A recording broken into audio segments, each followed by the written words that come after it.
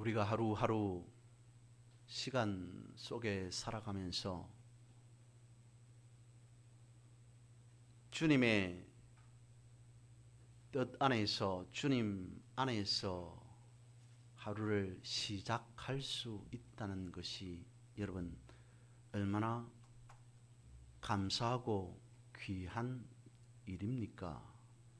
여러분들은 그런 삶을 살아가고 계십니까? 내가 하루를 시작하면서 주님의 뜻 안에서, 주님의 말씀 안에서, 주님의 품 안에서 시작한다라는 사실을 경험하고 맛보아 깨달아 알고 계십니까? 성경은 우리에게 이렇게 말씀하시죠. 너희 넌 먼저 라고 말씀하십니다. 먼저 우리에게 말씀하시기를 하나님의 나라를 구하라 라고 말씀하고 있습니다. 먼저 그의 나라와 그의 의를 구하라. 여기에서 오늘 이 말씀을 한번 묵상해 보고자 합니다. 먼저라고 하는 말입니다. 오늘 본문에 나타나는 아브라함은 어땠을까요? 아브라함이 하루를 어떻게 시작하였을까요? 아니, 조금 더 멀리 내다보면 아브라함의 전 인생 가운데에서 그가 무엇을 계획하든지 어떤 것을 시작하고자 하든지 그의 일생에 있어서의 시작은 어떠했겠습니까?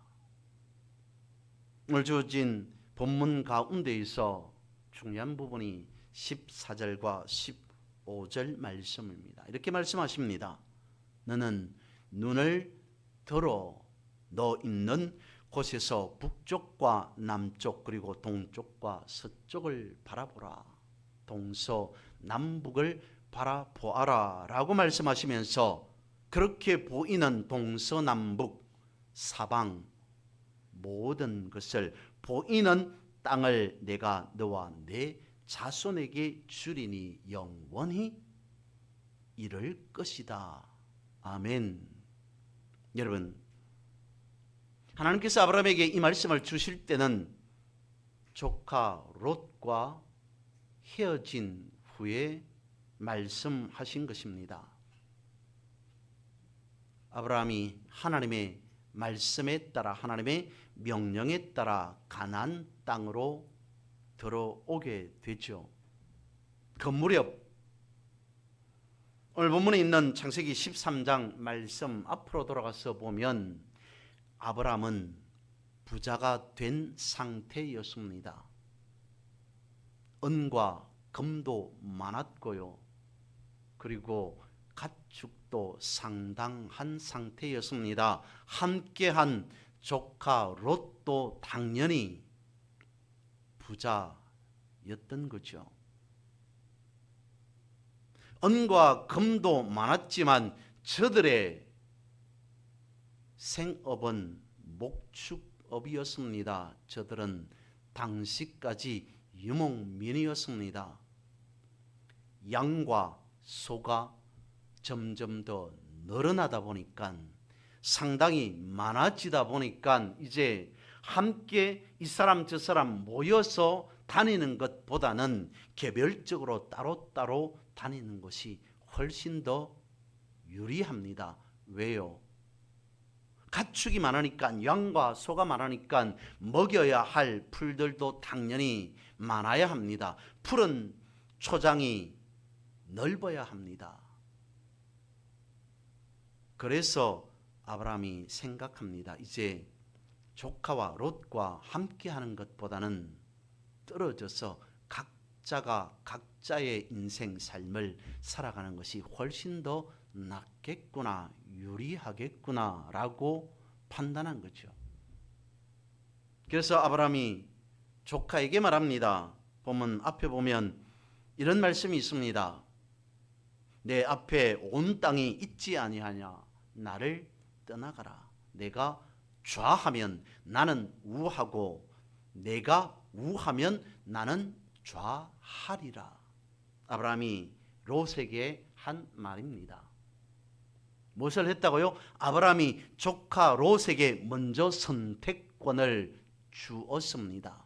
삼촌임에도 불구하고 조카에게 내가 좌하면 나는 우할 것이고 내가 우하면 나는 좌할 것이다 라고 조카에게 먼저 선택권을 허락해 줍니다. 그랬다면 최소한 조카라면 그래도 삼촌인데 예의가 있어야죠. 도리는 지켜야죠. 아닙니다, 삼촌. 그것은 아닌 것 같습니다. 내가 어찌 삼촌보다 먼저 좋은 땅을 선점하겠습니까? 선택하겠습니까? 삼촌이 먼저 선택하고 그 다음에 내가 나머지를 하겠습니다 라고 하는 것이 도리요 예의 아니겠습니까? 최소한 빈말이라도 한번 그렇게 사양할 줄 아는 사람은 조카는 되어야 할 법합니다. 그런데도 롯은 그렇지 않았다는 겁니다. 예하고 자기가 먼저 보기에 좋은 땅을 선택해 버렸습니다. 여기까지 우리가 생각하면 우리의 생각 속에는 그런 마음이 들지 않겠습니까? 그렇구나. 그 다음에 롯 뒤에 일어나는 이야기는 생략하겠습니다. 롯이 잘못했구나. 예의를 도리를 지키지 않았구나. 어째서 저런 사람이 다 있어 라는 생각을 할 수밖에 없습니다. 그런데 여러분, 창세기에서 성경 요한계시록에 이르기까지 거기에 등장하는 모든 사람들, 오늘 본문에 나타나는 아브람과 롯 두 사람을 지칭해서 말씀하고 있지만 오늘 이 말씀을 읽는 우리에게는 롯도 아브람도 아닌 나를 향해 하시는 말씀이라는 겁니다. 생각해 보겠습니다. 하루가 지나고 새날이 밝았습니다. 새로운 하루가 시작되었습니다. 여러분들은 먼저 하루를 어떻게 시작하고 계십니까? 어제가 지나갔으니 또 다른 오늘이 새날이 시작되는 것은 당연한 것이지 라면서 하루를 보내고 계십니까? 시작하십니까? 하나님께서 하루를 우리에게 허락해 주셨습니다.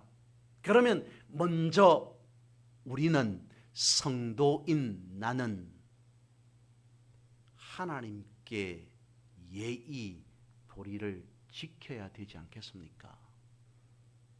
내가 좌하면 나는 우하고 내가 우하면 나는 좌하리라 라고 아브라함이 조카에게 말했을지라도 조카는 아닙니다 삼촌이라고 말해야 하는 것이 예의요 도리다 라는 생각을 가지고 있다면 하나님께서 우리에게 하루를 허락해 주셨습니다. 그러면 먼저 우리가 하나님이라고 하면서 하루를 시작하기 전에 먼저 하나님을 부르고 찾아야 하는 것이 믿음의 도리요 예의 아니겠습니까? 그렇지 않았다면 우리는 롯과 다를 바 없는 사람이지 않을까요? 그렇게 하루하루 지났습니다. 일주일이 갔습니다. 다시 새로운 주일이 다가왔습니다. 시작되었습니다. 그럴 때 여러분들은 어떻게 하십니까? 지난 주일이 있으니 이번 주일이 있는 것은 당연한 것이지. 시간이 그렇게 흘러가니까 첫 주가 있고 둘째 주가 있고 셋째 주가 있으니 그것은 너무도 지당하고 당연한 것 아니냐, 무슨 특별한 것이 있겠느냐. 오늘 또 그래서 한 주가 다시 시작되는 첫날 주일이 왔으니 내가 다시 교회 가서 예배 드리면 되는 거지 라는 생각으로 주일을 시작하고 보내십니까? 하나님께서 특별히 한 주 한 주 주일을 나에게 허락해 주셨습니다. 그 앞에서 오늘 새로운 한 주일 앞에 한 주 앞에 나는 어떤 모습으로 하나님 앞에 서야 되는지 먼저 생각하시고 주일을 시작하십니까? 그렇지 않았다면 나 역시 다시 롯과 다른 모습이 무엇이냐라는 것이죠. 오늘 성경은 주님은 우리에게 이렇게 말씀해 주고 있습니다. 너희는 무조건 모든 것을 다 포기하고가 아닙니다. 무엇을 계획했든지 무엇을 시작하려고 하든지 어떤 것을 꿈꾸고 있든지 어떤 것을 바라보고 있든지 어떤 것을 생각하고 있든지 그러나 그 모든 것에 앞서서 너희는 먼저 그리고 내가 해야 할 것, 내가 할 수 있는 일, 내가 하고 싶은 일을 할 수 있도록 주님께서 말씀하십니다. 뭐라고요? 너희는 먼저 예배함이 하나님께서 나에게 허락하신 것이오니 성도인 내가 지켜야 할 당연한 도리요 마땅히 하나님 앞에 신령과 진정으로 예배로 나아가는 것이 주일이 아니냐. 하나님께서 새로운 하루를 새날을 한날을 허락해 주셨으니 이 하루 앞에서도 이후에 어떤 삶이 나에게 주어질지라도 펼쳐질지라도 그럼에도 먼저 내가 하나님 앞에 엎드려 기도하고 시작하는 새로운 하루, 내가 먼저 잠자기 전에 먼저 하나님 앞에 기도하며 하루를 마감하는 나의 삶, 그것을 놓고 주님께서 이와 같이 말씀하신다는 겁니다. 너희는 먼저 라고 말씀입니다. 결국 롯은 한 번의 양보도 없이 자신이 보기에 풍부한 초장이 펼쳐져 있는 요단 온들을 선택해 버리고 아브라함을 떠나갑니다. 조카를 보낸 후에 아브라함은 아마도 고개를 떨구고 있었던 것 같습니다. 무엇인가 마음에 든 생각이 있었을 것 같습니다. 자신이 하나님 앞에 잘못해서 그런 것도 아닙니다. 문제가 있는 것도 아닙니다. 조카에게 먼저라고 말했지만 먼저 선택한 그 아름다운 땅을 보고 마음에 인간인지라 사람인지라 삼촌이지만 그래도 라고 하는 마음에서 섭섭한 것 때문에 허전함 때문에 어땠는지는 모르나 아마도 아브라함은 조카 롯과 헤어진 후 고개를 떨구고 있었던 것 같습니다. 그런 아브라함의 모습을 보면서 하나님께서 아브라함을 향해 말합니다. 무엇이라고요? 눈을 들어 라고 말합니다. 고개를 들어, 너는 눈을 들어 라고 본문에서 말씀해 주고 있습니다. 너는 눈을 들어 너 있는 곳에서 동서남북을 바라보라. 눈을 들어. 여러분 다시 롯에서 아브라함의 관점으로 한번 돌아가 생각해 보도록 하겠습니다. 먼저 아브라함처럼 조카에게 양보를 합니다. 하나님을 생각하면서 내가 좋은 땅을 차지하고 싶지만 그래도 내 가족과 다름없는 자인데 조카인데 조카에게 먼저 좋은 땅을 주어야지. 하나님이었으면 그렇게 하시지 않았을까. 하나님을 생각하며 하나님의 마음을 생각하며 아브라함이 그랬으리라고 볼 수 있습니다.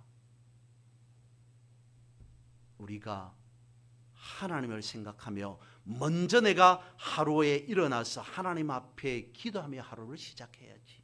먼저 하루를 시작하기 전에 말씀으로 시작해야지. 교회에서도 먼저 내가 다른 사람보다 헌신하며 봉사해야지 라고 하며 인생을 살아옵니다. 내가 먼저 하나님께, 내가 먼저 교회를 위해, 내가 먼저 자녀들을 위해, 부모를 위해, 가정을 위해 라는 모습으로 삶을 살아왔습니다. 그러다 보니까 어느 순간 먼저 하나님, 먼저 믿음, 먼저 말씀이라는 삶을 살아오던 어느 날 나 자신을 바라보니까 다른 사람보다 훨씬 뒤처져 있는가요? 내 앞에 다른 사람이 멀찍이 앞서가 있습니다. 나는 이 자리에 있습니다. 뒤처져 있습니다. 어쩌면 머물러 있습니다. 후퇴한 듯 하기도 합니다. 그럴 수 있습니다. 근데 그럴 때에 나는 최소한 믿음 잃지 않기 위해서, 믿음 붙잡고 살아가기 위해서, 주님만 바라보고 살아가기 위해서 먼저 말씀 붙잡고 살아오던 그 가운데에 다른 사람이 나보다 훨씬 더 앞서갔구나 라는 생각하는 그 부분 시점에 있어서 세미한 주님의 음성을 듣지 못했습니까, 여러분? 아브라함에게 말하고 있습니다. 고개를 떨구고 있는, 무엇인가 낙심했던, 절망했던, 섭섭했던, 허전했던 간에 고개를 떨구고 있는 아브라함에게 주님께서 다가와서 말씀하고 있습니다. 눈을 들어. 여러분, 무엇인가 세상적으로 내가 허약하다, 부족하다라고 여길지라도 주님께서 다가오셔서 말씀하십니다. 위로하십니다. 하나님은 위로의 하나님인 줄 믿습니다. 우리가 낙심했을지라도, 슬픔 가운데 있을지라도 주님께서는 그런 우리를 격려하십니다. 우리를 향해 말씀하십니다. 눈을 들어 라고 말씀하십니다.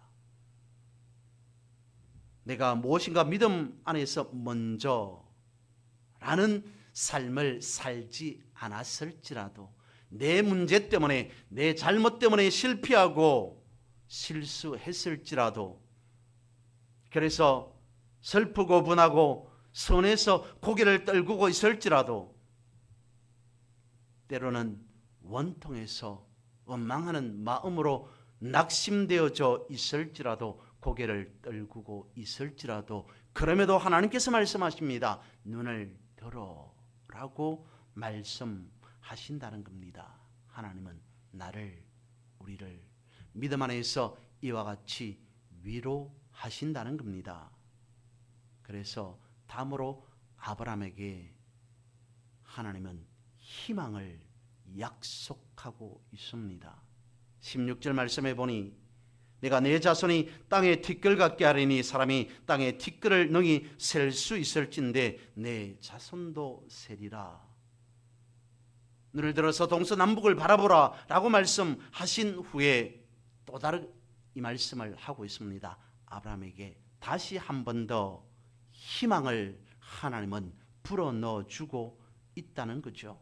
희망의 말씀을 하고 있습니다. 단테의 신곡을 아시죠? 거기 보면 지옥 문 입구에 이런 글귀가 쓰여져 있다고 합니다. 여기에 들어오는 너희는 모든 희망을 버리라. 지옥문을, 단테의 신곡이라는 것에 그게 보면 지옥문의 입구에 이런 팻말이 있다는 겁니다. 여기에 들어오는 너희 모든 사람들은 다 희망을 버려야 할 것이다. 그렇다면 단테가 말하고 있는 지옥이란 어떤 곳입니까? 희망이 없는 곳이 지옥이라는 거죠. 물론 성경에서 말씀하고 있는 유황, 불못과 같은 곳이 지옥이라고 말씀하고 있습니다. 그런데 사람들은 이렇게 말합니다. 지옥은 다른 곳이 아니라 희망이 있어도 희망을 찾지 않는 곳, 희망을 아예 포기해 버린 곳, 희망을 도저히 찾을 수 없는 곳, 그곳이 바로 지옥이다라고 말합니다. 그렇다면 하나님 나라 천국은 어떤 곳이겠습니까? 희망만이 가득한 곳이겠습니까? 그럴 것 같습니다.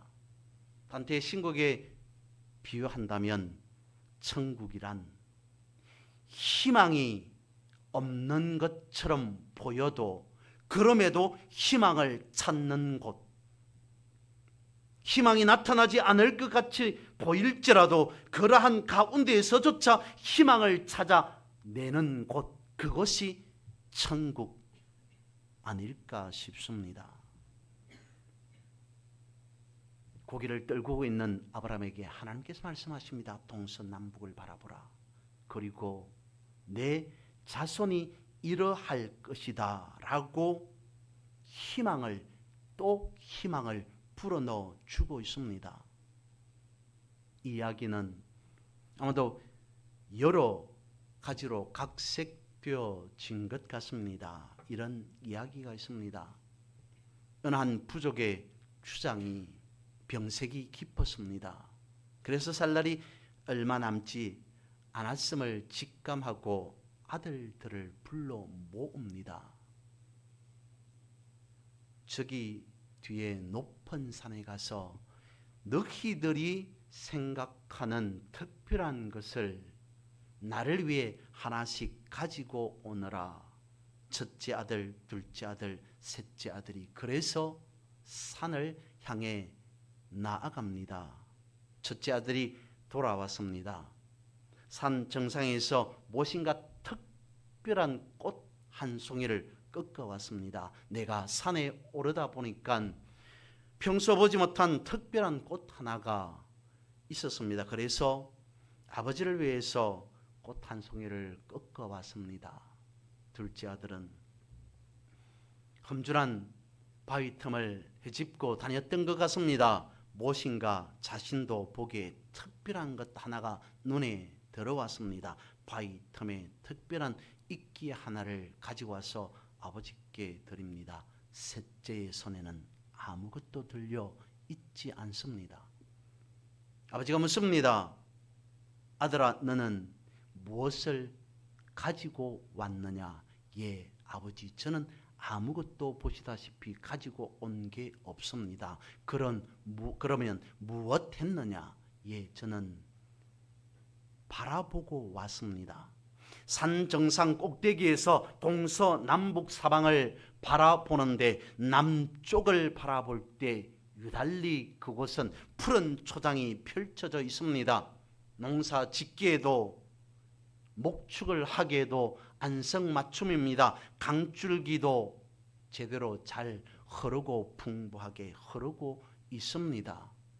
우리 부족이 그곳에 가서 자리를 잡는다면 좋을 것 같다는 생각을 가지고 왔습니다.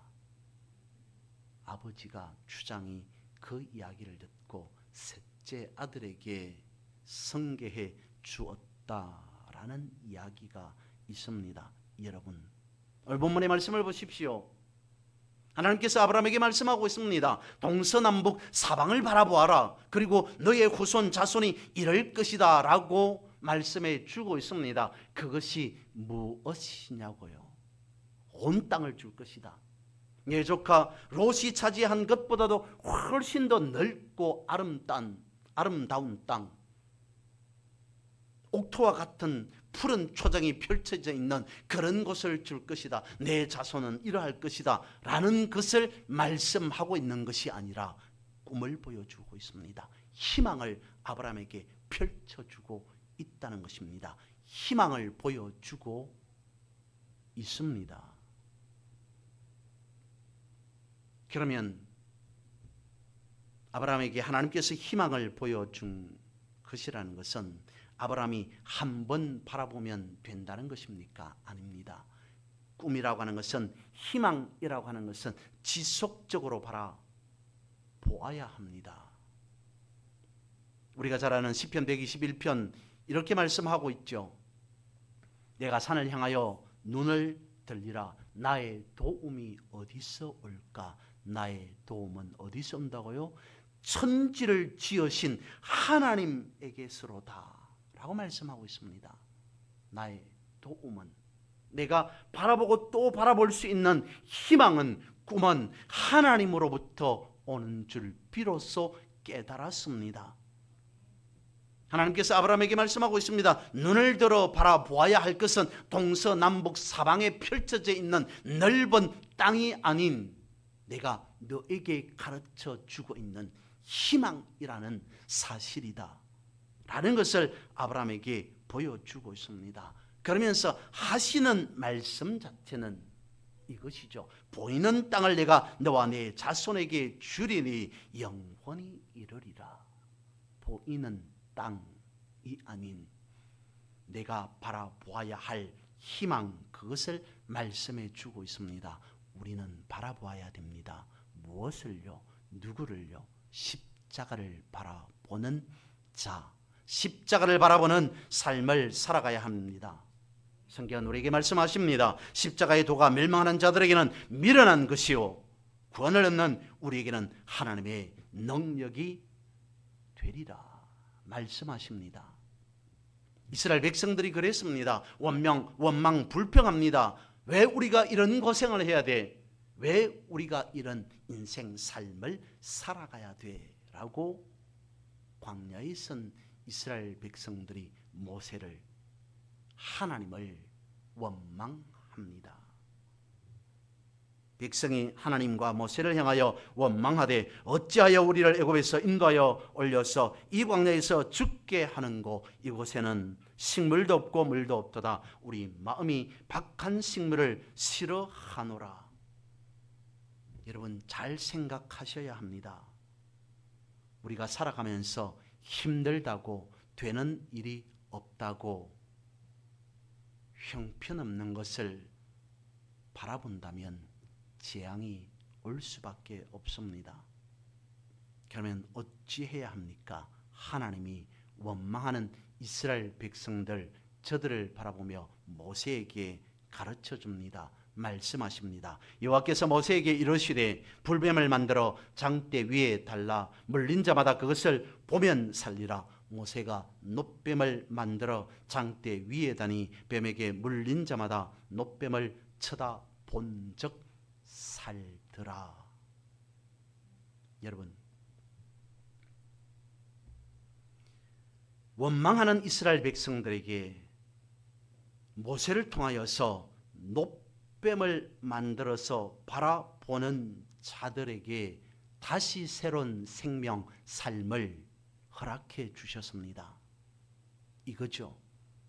원망불평한다는 것은 꿈이 없다는 겁니다. 내 일을 바라보지 않는다는 겁니다. 희망이 꺾였다는 겁니다. 그래서 바라보라 라고 말씀하고 있습니다. 무엇을요? 불뱀을요? 놋뱀을요? 지팡이를요? 꼭대기를요? 희망을 바라보라. 하나님의 역사하심, 그 꿈을 꾸고 살아라. 놋뱀을 바라보면서 하나님의 역사하심이 있으리라 라고 믿는 자에게는 새로운 희망을, 소망을 허락해 주셨습니다. 놋뱀을 쳐다본 적 살더라. 우리는 예수 그리스도를 바라보는 믿음의 삶을 살아가고 있습니다. 주님께서 십자가를 지셨습니다. 그 십자가가 죄인의 형틀로 지어진 십자가가 아닌 주님께서 나를 위해 대신 진 십자가, 생명의 십자가라고 생각하며 믿으며 바라보는 자에게 영생을, 구원을 허락해 주셨습니다. 그래서 주님 성경은 우리에게 말씀하고 있습니다. 십자가를 바라보라 라고 말씀을 하고 있습니다. 내가 진실로 너에게 이르노니 내 말을 듣고 또 나 보내신 이를 믿는 자는 영생을 얻었고 심판에 이르지 아니하나니 사망에서 생명으로 옮겼나니라.